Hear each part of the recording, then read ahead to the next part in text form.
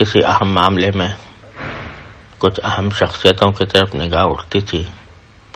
تو ان میں حضرت مولانا کا اسم گرامی سر فہرست ہوتا تھا، اور مجھ سے جب کوئی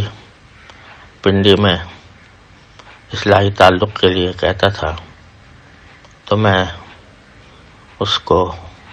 حضرت مولانا ہی کی خدمت میں بھیجتا تھا، اس لیے کہ الحمدللہ ان کے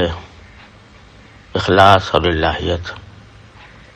اور ان کی بزرگی کا دل میں پوری طریقے سے احترام بھی تھا، اور یہ امید بھی تھی کہ ان کے فیوض سے دنیا فیض یاب ہوگی۔ الحمدللہ وہ آخر لمحے تک دین کی جد و جہد میں مصروف رہے، اور ان کے ذریعے پتہ نہیں کتنی زندگیوں میں خوشگوار دینی انقلاب آیا،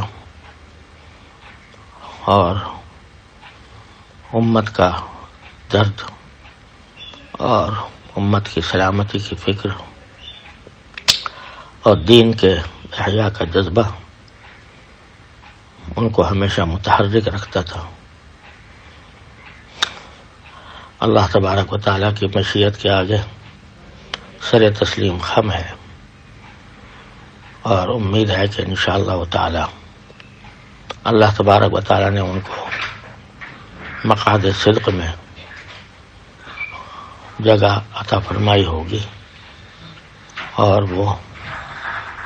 اپنے مقصد زندگی میں کامیاب ہو گئے،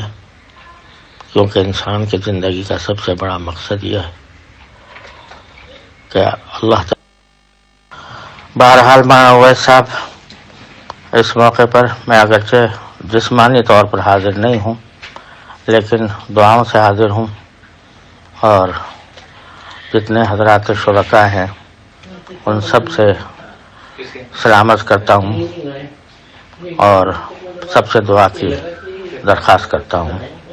اللہ تعالیٰ آپ کو اپنے والد ماجد رحمۃ اللہ علیہ کے مشن کو باقی رکھنے، آگے بڑھانے اور ترقی دینے کی خاص توفیق سے نوازیں۔ اللہ تبارک و تعالیٰ آپ کا حامی و ناصر ہو۔ السلام علیکم ورحمۃ اللہ تعالیٰ وبرکاتہ۔